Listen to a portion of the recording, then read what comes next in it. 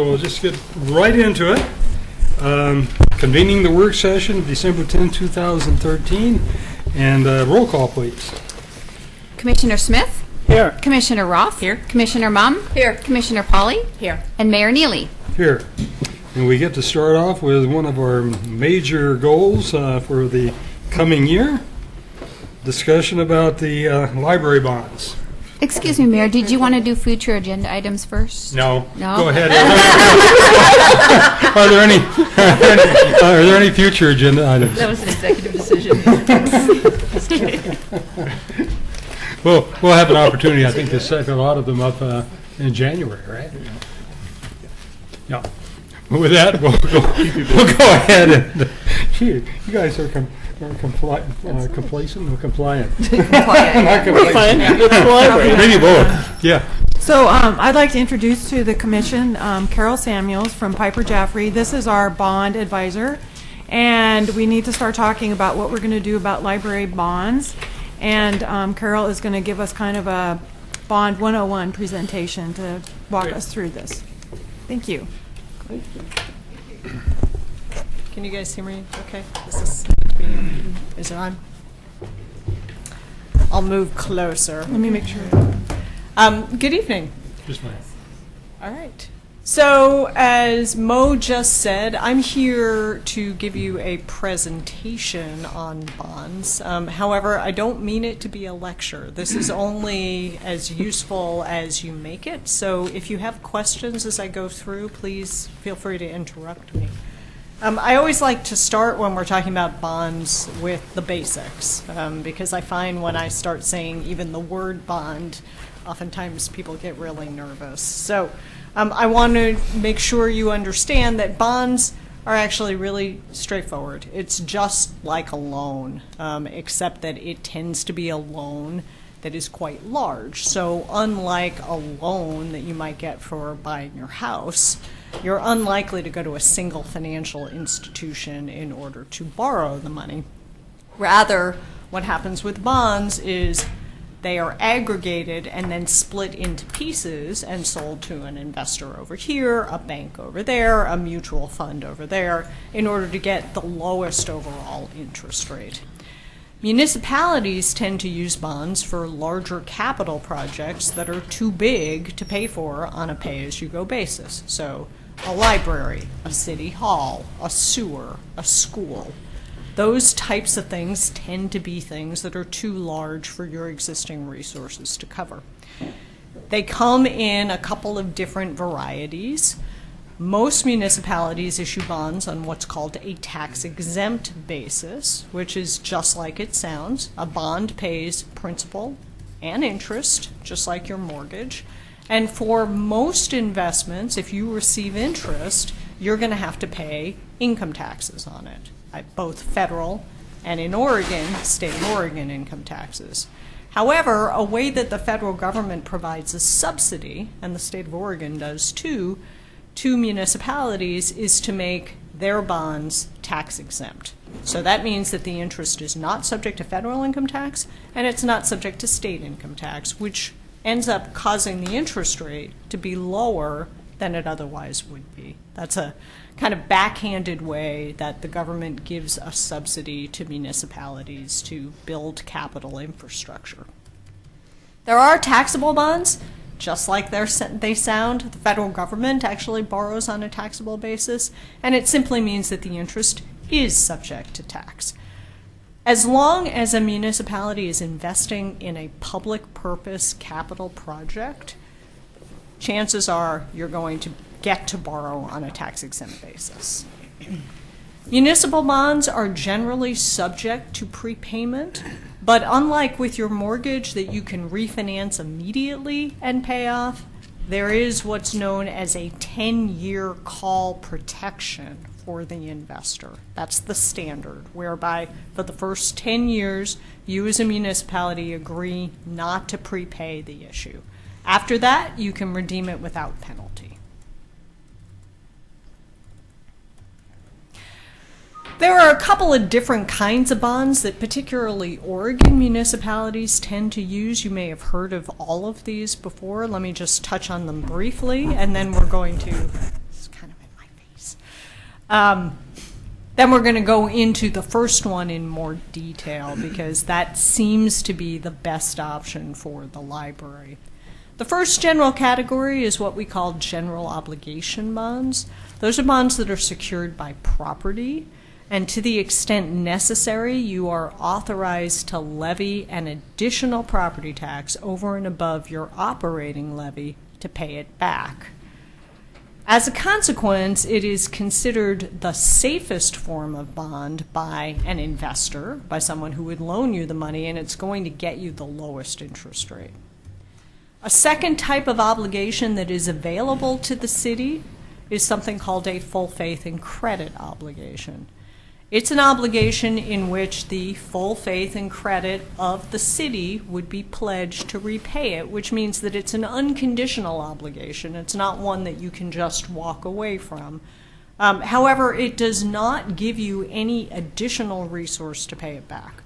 So primarily, it's secured by the general fund and any other existing resources that you have on hand.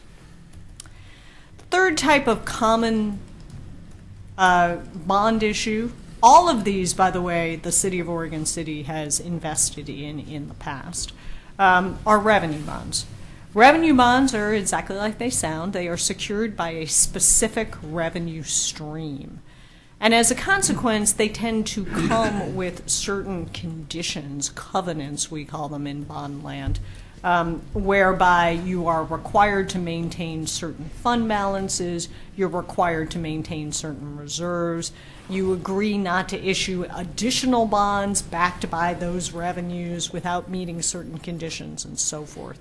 They tend to have the most restrictions on them, and they also tend to carry the highest interest rates, depending on the source of repayment.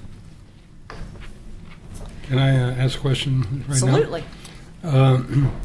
The general obligation bond, there's been discussion that we might be able, I hope we can, in fact, be able to pay the bonds off with revenues that are already coming in. I presume just because the interest rates are lower, we'd still want to pursue a general obligation. Well, we talked about these three options as they fit the library to kind of figure out which one made the most sense. Okay. And in as you pointed out, Mayor Neely, you can use other revenues to repay a general obligation bond. So there's no requirement that you levy an additional property tax, but it is available to you if those other revenues are insufficient. Because general obligation bonds carry the lowest interest rate of these three options, you're going to get the most bang for your buck out of the existing revenue stream you pledge. A full faith and credit obligation, on the other hand, particularly if you don't want to have to use the general fund to make up any shortfall, is going to necessitate taking what we call a haircut off of your existing revenues just to make sure that you have enough of a cushion in the event that things don't turn out the way you expect on the library revenues that come from the county. Mm-hmm. So general obligation bonds are the cheapest, and they also go the furthest in terms of how much you can raise, and you never have to go to the property tax levy as long as the revenues are sufficient. So if you size it carefully, there should be no need to levy an additional property tax. Okay? So, a little more on general obligation bonds. As I said before, they are secured by property taxes. They also offer the full faith and credit of the city, and that's code for the fact that this is not an obligation you can walk away from. It's unconditional. You have to pay it back. Typically, debt service is repaid by a levy on all taxable property within the district, the city's boundaries. And it's the availability of that ability, the ability to levy a property tax, that brings you the lowest interest rate. Debt service, as we just said, can be repaid from any other source if you want, but if you get to a place where you have to levy a tax, it's not subject to either Measure 5 or Measure 50's limits. So it's over and above your operating levy if you have to levy a tax at all. Interest is generally exempt, as we've discussed before, And because it does give you the authority to levy an additional tax, you have to get the voters to approve it. Now, in Oregon City, you have to ask the voters for support for all debt issues. That's not the case in other communities. For a general obligation bond, you have to play by the state's rules on elections, however. It's a little more flexible at the city if you use a different type of financing with regard to voter dates. But there are 4 election dates at which you can ask for a general obligation bond: March, May, November, and September. Every November and May is a simple majority election only. You may remember that prior to a recent constitutional amendment, that there was a provision called the double majority rule, where every election other than November of even years had to get both 50% plus 1 of those voting, plus you had to get 50% turnout. That no longer applies to any election that's in May or November. So you get 2 shots a year to go for a simple majority election. Okay? Still a pretty tough test. You have to get 50% plus 1, but you don't have to worry about turnout. Proceeds are limited in terms of what they can be used for by the state constitution. However, the limitation is pretty broad. It can be used for capital construction or improvements, and the reason that's in quotes here is because that's directly out of the Constitution, and it's been taken to mean basically any tangible asset that has a useful life of 1 year or more. So you can put a lot of things into that. You can certainly put buildings. You can certainly put computers, as long as there is a match between the period of time you take to pay it back and the amount of time you're financing it over. So if you were only doing an issue for computers, you wouldn't do a 20-year issue, right? You might do a 2 or 3 year issue. Right. Most municipal projects have a mix of different projects. So you'll have some with shorter useful lives and some with longer useful lives. It's not at all unusual to see a 15 or 20 year or even a 25-year amortization that contains that kind of mix. Okay, so it's pretty broad. You have to file a ballot title approximately 60 days before the election, and I have a table later in this presentation that gives you the exact dates. And that ballot title has to contain 3 key things. The first is a reasonably detailed explanation of how you're going to use the money. So obviously, all of your assessment of what you're going to use the money for have to be in the ballot title. Okay? The second key thing is a not to exceed amount. You can always borrow less, you can't borrow more. So if you're waffling between, do I need this? I'm not sure. It's always better to aim high because you can borrow less. Similarly, the third thing you need to put in is a not to exceed maturity, repayment period. So if you're thinking you might want to go for a 25-year obligation, it doesn't hurt to put 30 years in because you can always borrow for a shorter period of time. But if you put in 20 and you decide that whatever is going on in the market, you want to go for 25, you're out of luck. So again, in those 2 cases, it's always better to aim a little longer and a little higher if possible. And then we could pay that off or not borrow as much. Is that? Well, once the bonds are sold, Yes. unlike with a mortgage, as I said in the outset, you cannot prepay this as readily. So Okay. if you ended up with additional resources, you would use that to pay your debt service on a regular schedule. And then in the 10th year, you could redeem bonds. But up until you sell the bonds, if you decide that you think your revenue stream is going to be sufficient to pay it off in 22 years, you could borrow for a shorter period of time as long as you had a 25-year limit in your ballot type. Right. It's good Okay. to have a little cushion in there.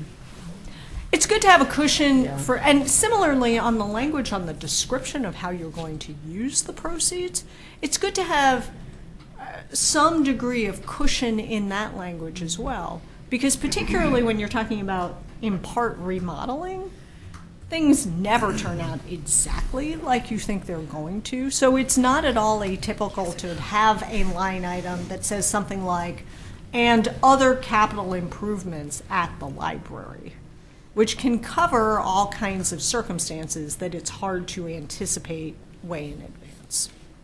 Yeah, I understand that. I think we have to be very clear what we put down that we're going to use it for. I think that has to be a very clear statement to the voters.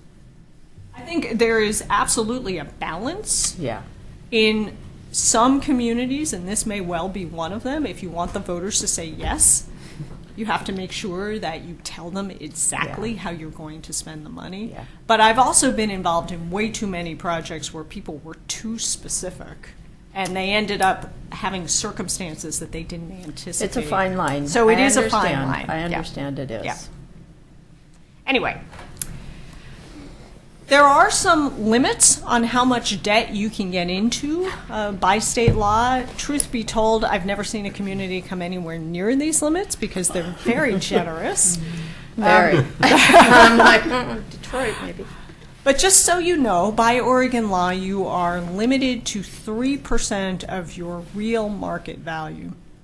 I emphasize the word real a little bit because there are multiple definitions of value when it comes to properties. Real market value is the county assessor's estimate of what the actual market value of all the property within the city limits might be. That's just under $3 billion.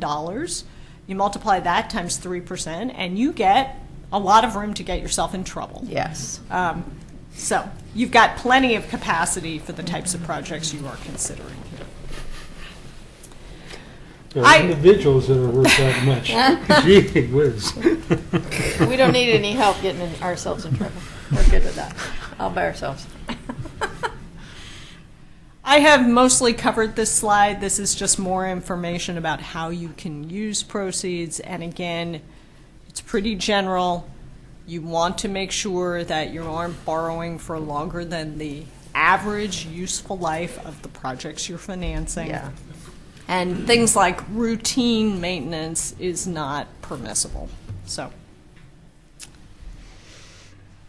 okay, debt repayment options. This is a lot like your mortgage, only you actually have even more options to tailor debt service to meet your revenue constraints.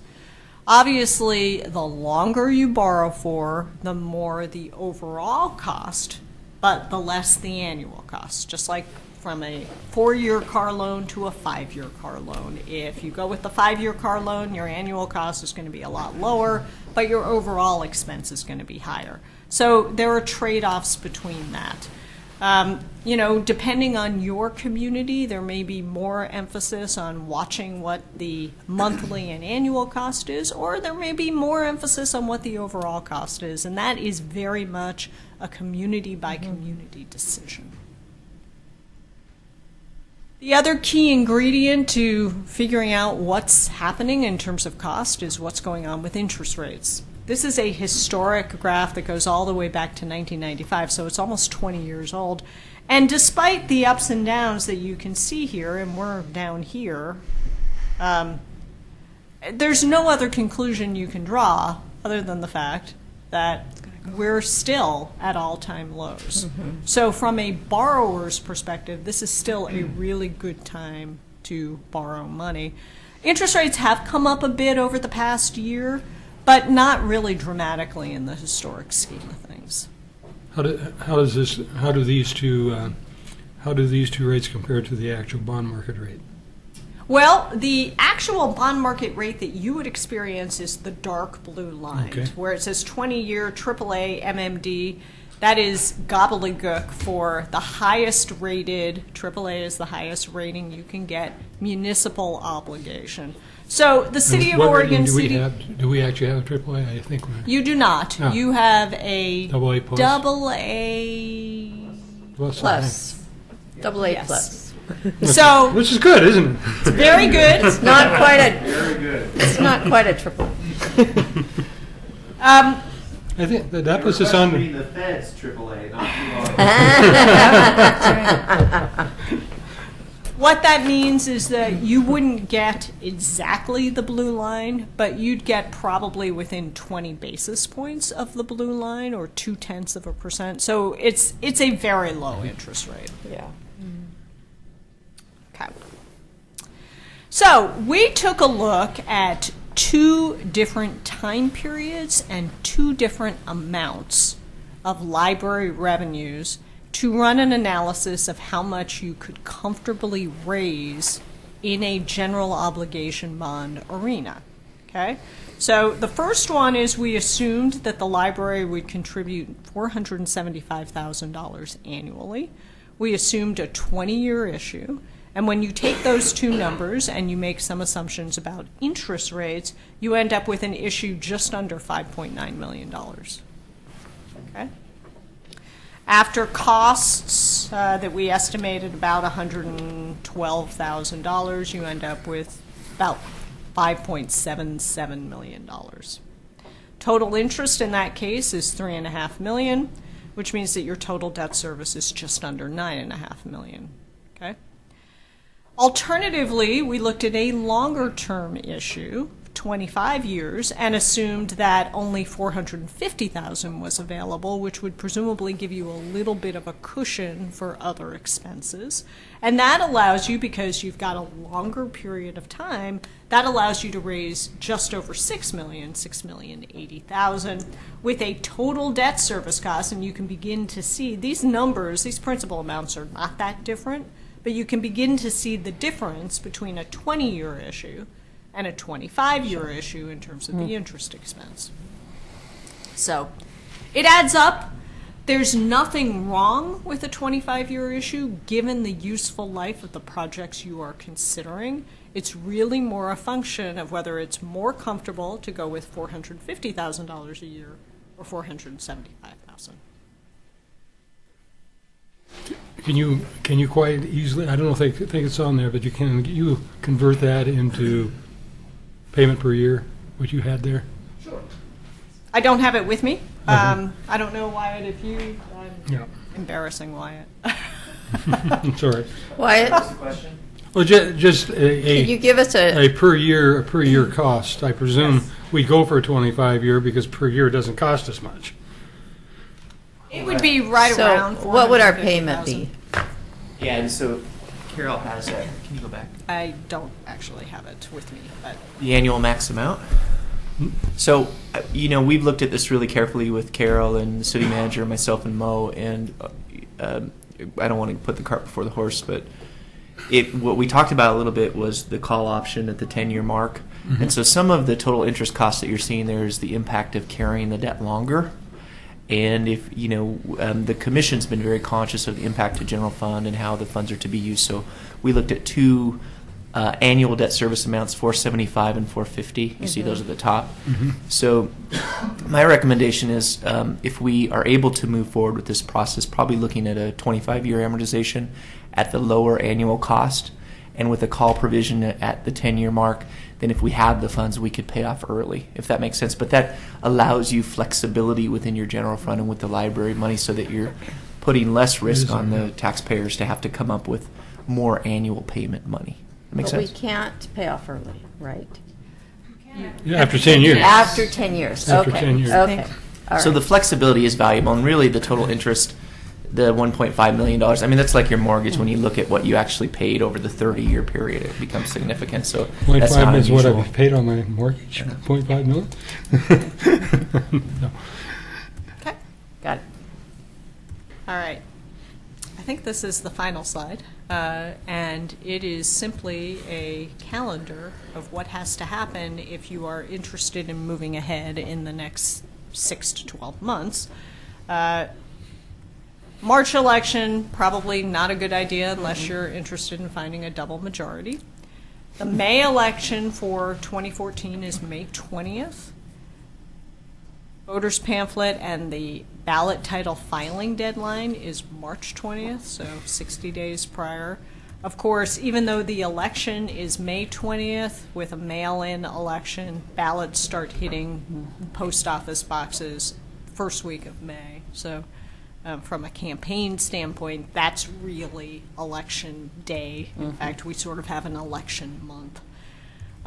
Alternatively, if that seems too soon, the November election in 2014 is also not a double majority election.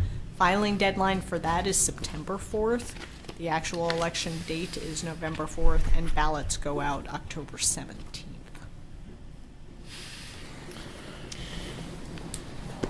Mo, I know that we've talked about the May. Do you think that's enough time to get out and promote it and have it on the May for 2014? I do. Okay. I mean, we'd have to hop to it after the first of the year. Yes. But I'm lining up my soldiers. Okay.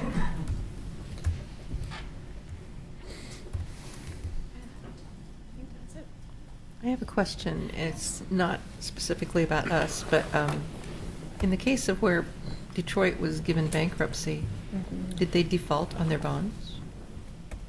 They have.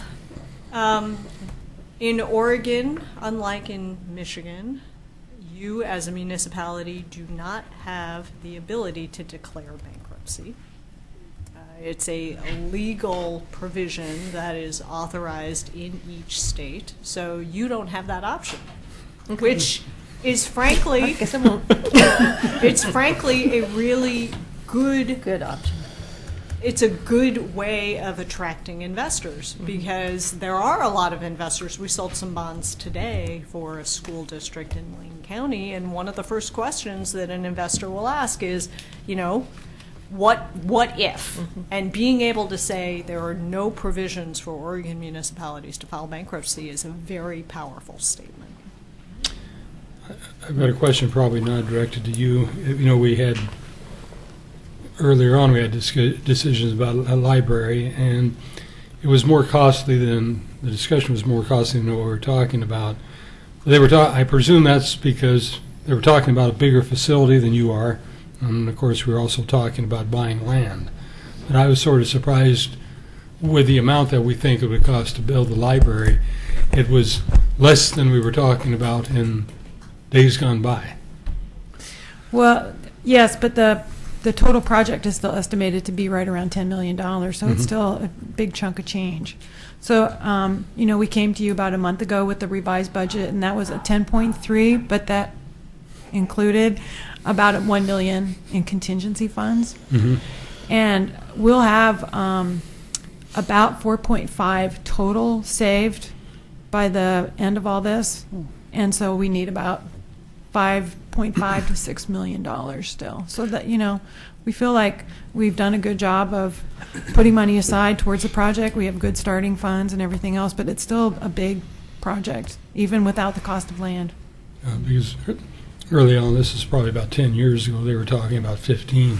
But of course, they were talking about a library that was probably twice the size Yeah. of what you're talking about now. Yeah. And I imagine that was why. Yeah, probably so.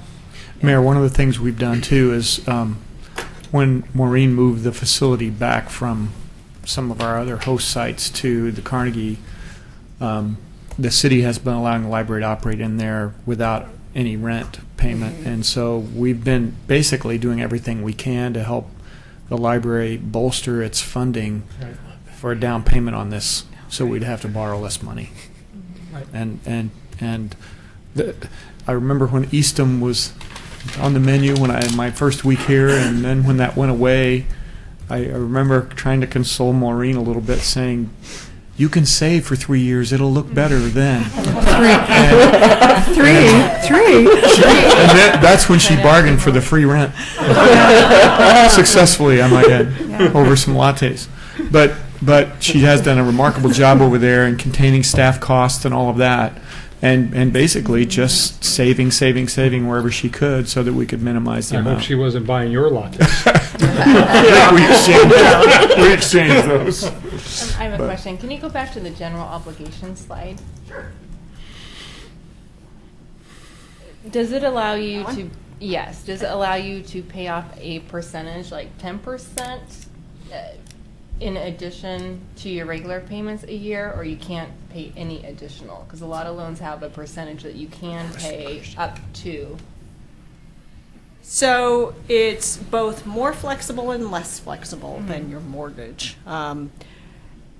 You cannot pay an extra percentage until the 10th year. Until the 10th year. Okay. Right. Everything Right. hinges on the Okay. 10th year. But what you could do is set money Yeah. aside in an escrow and have it sized and targeted at the interest until the redemption date, so thereby reduce the annual payment that the library has to come up with. Interesting. So there are techniques you can use. You know, part of whether or not it makes sense to use those techniques depends on if you set up an escrow, what can you earn in the escrow? At times, it's just better to set the money aside and build it up until the redemption date. So those are analyses you can walk through at that time. Okay, thank you. So if I'm understanding, the recommendation is that we move forward with a general obligation bond. Is that what you're recommending? Yes, that's what we're recommending. After analyzing the numbers, it just earns you so much more for your payment. And we can only afford a certain amount annually if you truly want it to come out of the revenues that exist. Right. Do you know? Right. Before we can't do it anymore. So I think that's a good selling point for me. And this is an assumption, but I want to just have it out there. You did discuss this with your library board, and they're all on board with this general obligation board bond. We have not discussed the specifics. Oh, okay. No.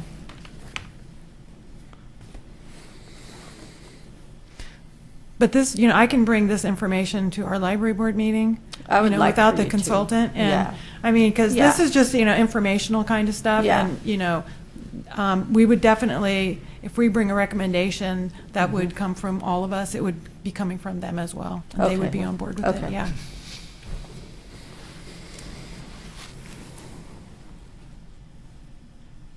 Well, are there any other questions? No, it's great. Well, thank you for the presentation. That was great. I think it ordered things in my mind. All right. It's nice to see all of you. Thank you. Thank you.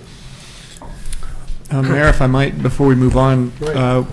if you would like, I haven't talked to Maureen about the timing of this, but I'm certain that she will, with all haste, try to get this information in front of the library board. Oh, sure. I think what we need to know is if the commission is comfortable with the recommendation, should we go ahead and schedule that on your next commission meeting? Yep, Or probably early January. or early January. Yeah, Early Okay. January. Yeah, 'cause well, we I have do a- meet with them this week, but I'm not really ready to Yeah, go we next won't be week. ready by the 18th, No. but the first meeting in January. Yeah, that we can do that. Okay, that'd be Yeah. great. Thank you, David. All right. Thank you. Okay. Oh, but I did have one more question. Wyatt, do we have any other general obligation bonds out there that the city owes on? He talked about that, or she talked about that. Mayor Neely, Commissioner Mum, we do have the fire facility. We have one GO bond that's outstanding. It's almost paid off. It's for an old fire building that we purchased. I think it'd be paid off in about 3 years, 2 years. So 3 years or I'd have to double check. on the outside? It's like $300,000. It's real short, probably 2 years. So then, once that bond is paid off, then the citizens they don't collect that money, right? I mean, it Correct. just, so then this would kind of take the place of it.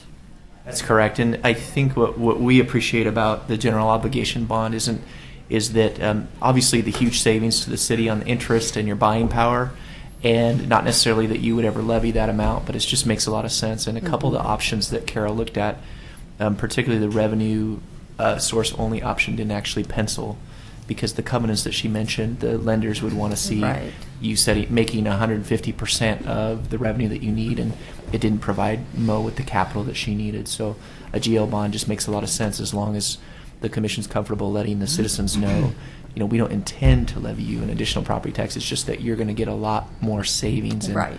make a better deal by doing that route. So, Okay, thank you. yeah, you're welcome. Very good. Any other comments? Okay, with that, we're going to go on to the employment lands inventory and asset mapping project and looking towards Mr. Underwood. Thank you, Mayor.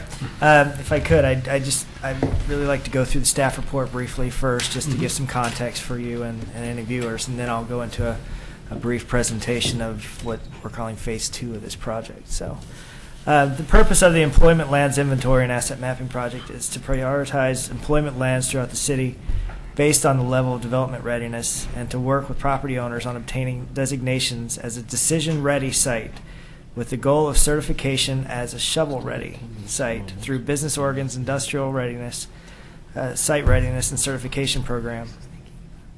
One of the reasons we're doing this, partially, is because of this is kind of in partial response to the results of the recent Community Investment Initiative pilot program that we took part in over the summer.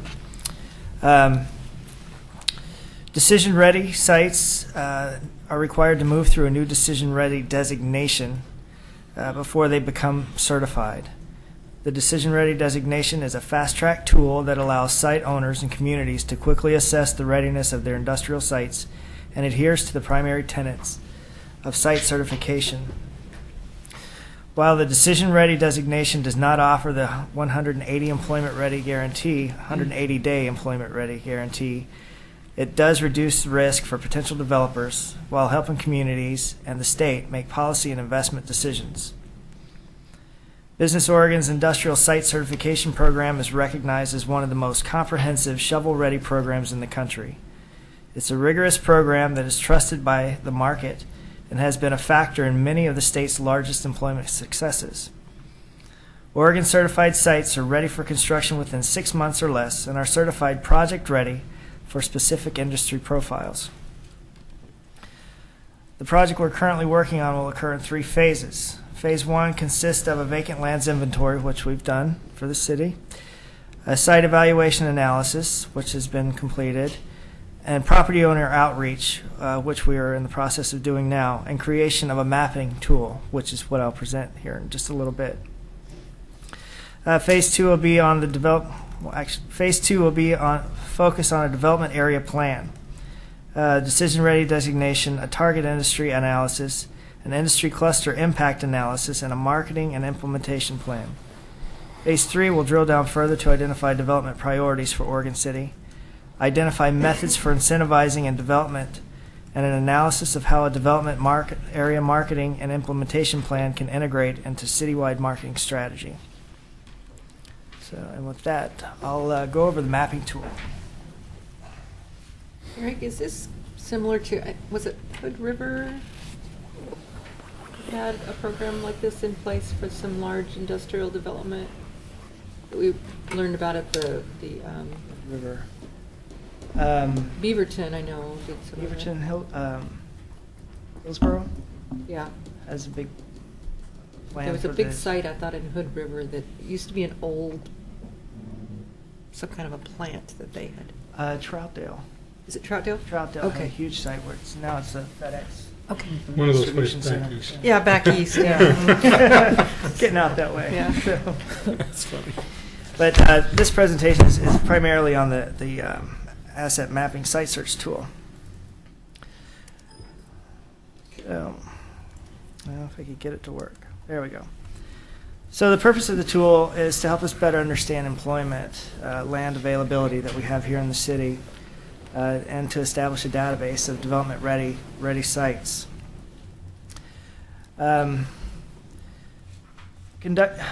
The process that we've started is we've conducted an inventory of vacant employment lands. In that inventory, we've identified 15 plus acres for development opportunity.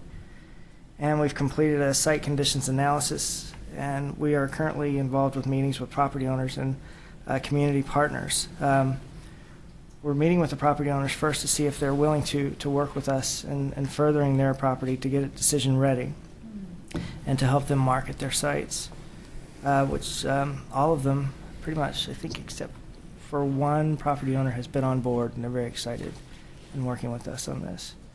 All but one, you said?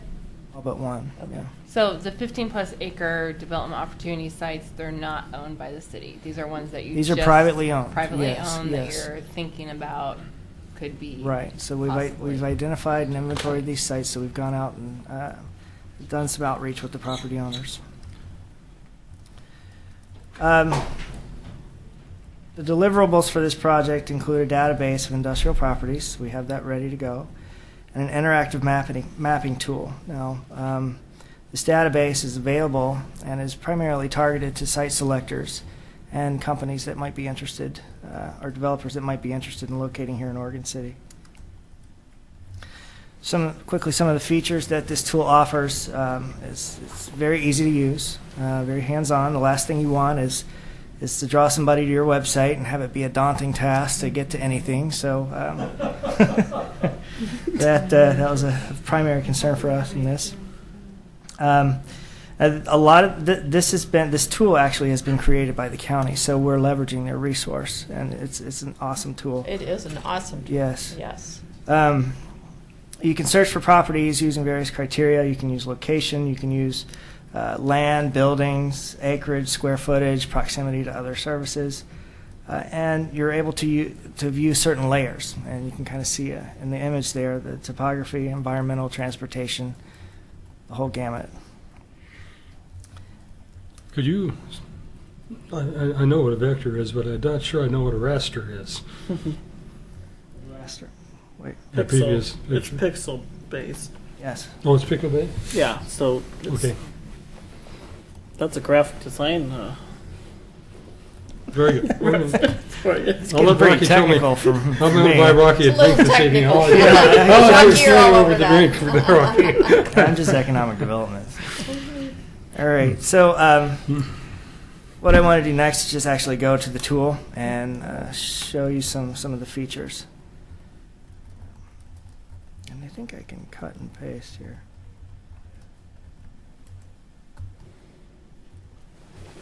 All right. So as you can see, it comes right up there. Excuse me. You've got your criteria listed out here. And say you can either go to featured properties and see what is being featured, or you can go down to this list of items here and search by location, property type, land type, acreage, proximity to services, So why don't you click on or Oregon even for City? sale or lease. She's Yes. probably going to get there. I'm going to. I'm getting there. Oh, okay. Eric, what's the Yeah. criteria for featured properties? It's great. Jamie, you want to help me out with that? You're doing great. No. Come on up, Jamie. You thought you were going to get out of it, I know. I'm not sure what the criteria is for the featured properties. I don't know if it's monthly or what is it. Now, the featured properties are those identified 15-plus acre development sites that we're going forward with phase 2 analysis on. We have discussed how we can feature specific pieces of property or featured buildings. Since we're not a real estate-based company, we're a governmental body, it's a little harder for us to do, but those development sites we've identified, which are comprised of 22 sites countywide, we're featuring those as the properties. It's a great tool. Excuse me, can you identify yourself for the record, please? Oh, I'm sorry, I'm Jamie Jock, I'm with Clackamas County Business and Economic Development. So first, we can click on this item here, Clackamas County Cities, and it'll bring up all the cities. Sure it will. Yeah, someday. Please Patient. note, that's not due to county service. I love it, Jamie. It's probably coming in on dark fiber. Well, I will have you know that this was working on my computer just a minute ago. So, anyway, so it lists out all the cities in the county. on Oregon City? Yeah, I'm going to. But what it does when you click on Clackamas County Cities, it has all of our contact information there. So we can go down. Now, keep your fingers Does crossed. that mean we get to see your name as well as other people? Absolutely. Oh, we don't see that. My name's got a big star on it. Featured developer? Did you put it there? I did. I put it there. So click on Oregon City and say we're looking for property or land. Let's go with industrial. And let's look for land for sale. Now, if you don't click on either one of the for sale or for lease icons, then it'll bring up all of them. So, and then click on Find My Site. And voila. Isn't that Got cool? a map showing Good. where That's all the very sites cool. are in correlation with the Right. list below. Or you can go in and refine your search if you don't find what you were looking for. But you've got an aerial map of the property. You've got the address. You've got the size and acreage, the tax lot numbers. You can view the property report. You can view it in CMAP, or you can just take a street view. Let's look at the property report. Are for all this one. these within, I'm sorry, are all these within the city limits? Yes. Okay. These are city properties. Already annexed in. Yes, right. So here's the first one that was listed. Again, it shows you where it is. And then you can drill down. In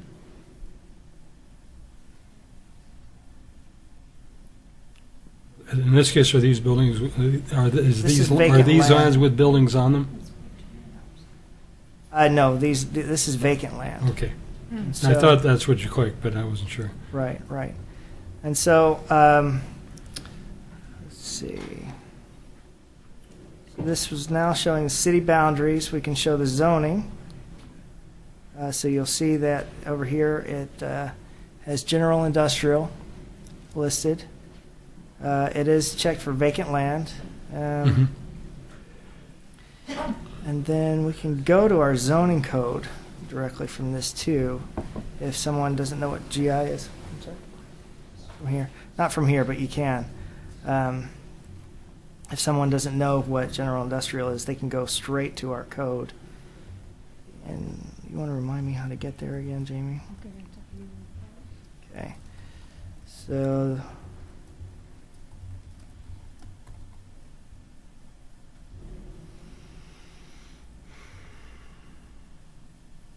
report, there it comes up with the property report.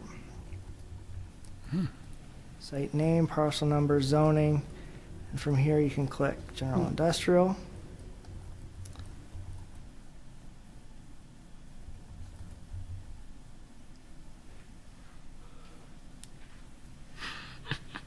One first acronym. SWINAC.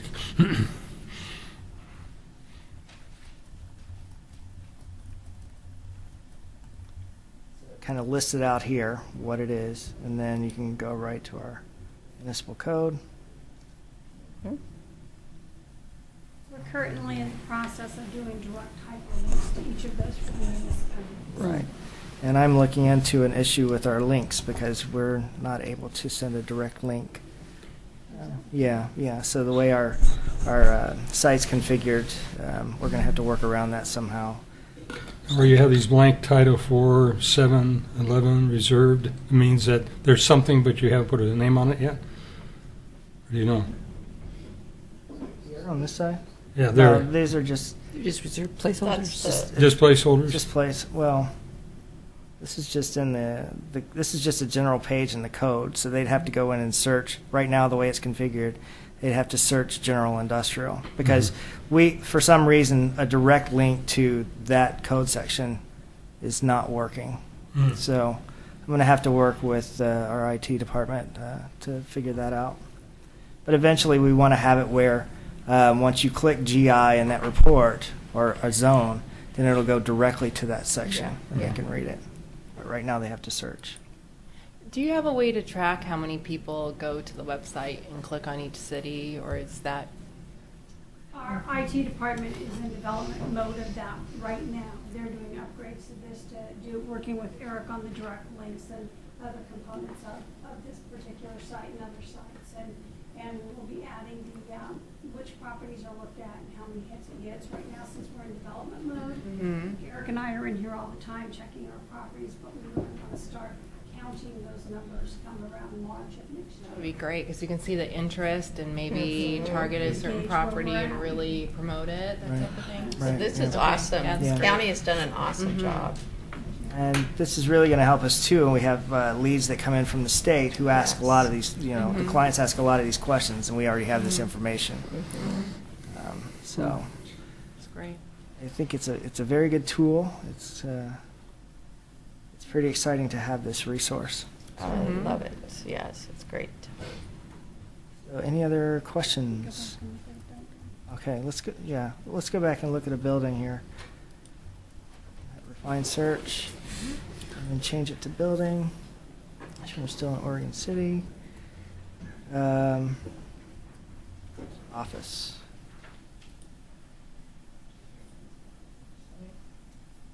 These are office buildings we have. And you've got the map showing you where they are in correlation to the list below.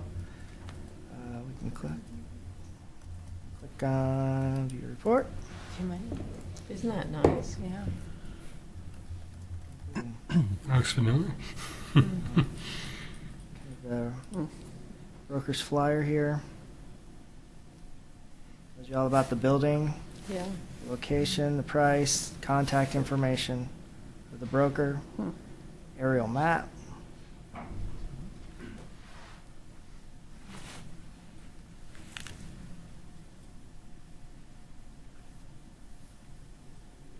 That's it in a nutshell.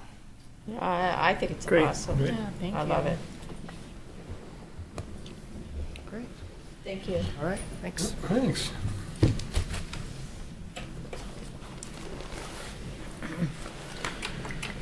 No other questions, I take it? With that, we'll proceed on to Parks and Recreation fee ordinance amendment. Mayor and Scott? Commission, I think I know you're on a short timeline here. We've got another joint meeting coming up here, so I think this can be a pretty quick item for you. Basically, this is just a housekeeping type of an item. I'm presenting to you in a work session to get your acknowledgement that we're comfortable bringing this back to a regular commission meeting in the near future to hopefully amend this ordinance. Or amend the municipal code by this ordinance. And essentially what this does is it validates our practices of setting parks and recreation related fees.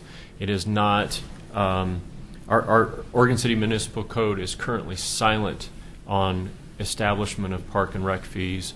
And we've been doing that just by policy and practice. We do have written policies in the department as to how we set those. So we do have consistent practices. We don't just randomly do that. We have, for example, every third year we raise the swimming pool fees by, I think it's 3%, and we round it off to the nearest 5 cents or something like that. We have policies as to how recreation fees are established. We review facility rental fees every so many years. So we've got all that in place. This just one simple amendment in this proposed ordinance would amend our municipal code to give the city manager the authority to basically to direct me to establish the fees. So it aligns our practices and our code together, which we're currently not doing. So that's what it is in a nutshell. Just asking you that I wanted to present it to you in this forum. Should you have any concerns or questions? And then I'm just looking for, like I said, the okay to bring this back at a regular session if you've got any concerns. You're just codifying what we already do, essentially. That is correct. Okay. Okay, I have a question about this. But this doesn't come In that you're already just setting the fees. Does that 3% or whatever, we don't ever get told about that. And I'm a little uncomfortable with that. We can do whatever we'd like. This is just a long-standing practice, and we are codifying what we do as long-standing practice. If through the city manager, we can do that as a report, or we can bring it back in some kind of fashion to the commission. Whatever your preference would be, I'm perfectly comfortable with that. I think there have been times where we have on larger things, like for example, I think a few years ago we changed some of our rental fees at our Pioneer Center building, and I do know that we brought that up to the commission. It might be before you were on the commission, Kathy, but we can make that a more formal practice. It's really up to whatever you'd want to do. So this is where you had all the facilities you had, the rental fees, including the one house there at Correct. At the Ladder Park or whatever it is. The Buena Vista House. Buena Vista House. That's I correct. think that was. So yeah, we can within our time. We could formalize that a little bit more in terms of once we've taken the action, we can bring it back to the commission and say this is what we're planning to do, or what have you. I don't. David, I unless believe you've got any concerns with I'm that. not sure, but I think we have several of our fees that are adjusted by ordinance annually with inflation.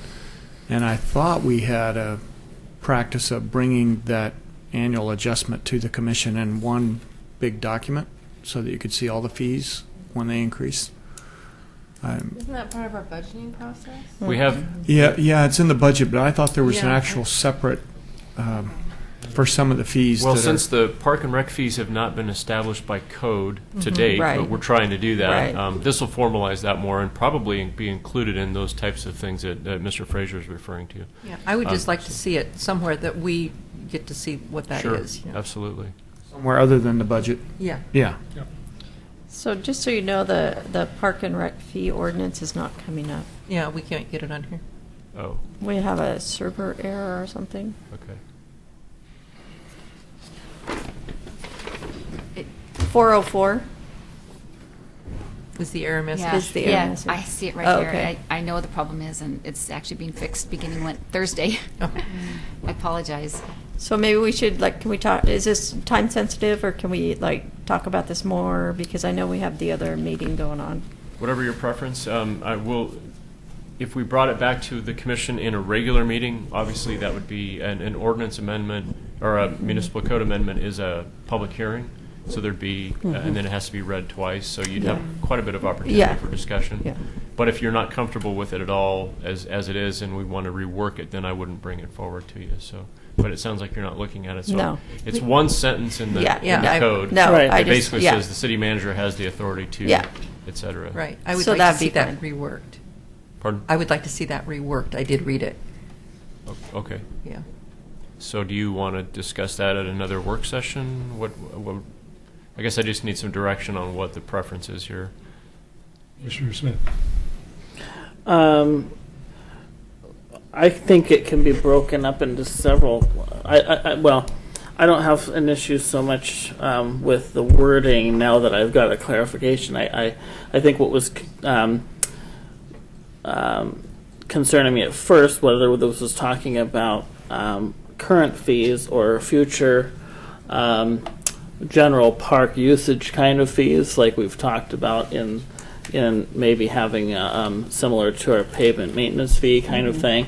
So now that I see that this is, it sounds like this is just based on the fee structures that we have now, and separate from a discussion about what we want to do in the future with general park use fees. Yeah. I Parks think. utility can only be created Parks by utility, the, right. by the commission. Right. So I think that's one of the questions I had. So that's a separate discussion, it sounds like. And then the other discussion is one that I have met with Scott and David in the past about, which is just general parks event type usage fees, which are set, and I would like to see maybe a discussion at some point about that in terms of how we deal with renting park spaces, and this came about based on several events where it's broken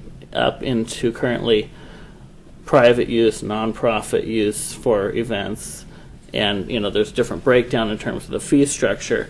I always thought that there should be some additional breakdown in terms of nonprofit groups that use city parks that also contribute back into the parks in some way, meaning that if they contribute to something like the cemetery, like the parents of murdered children did, that their effort in creating that facility is considered when they use, I don't think we would want to charge them a fee to use Right. something that they built. That they built. I also don't think we would want to charge fees to someone using the skate park that might have put $10,000 into building a section of the park or putting money into it. So I think I'd like to see a way to separate.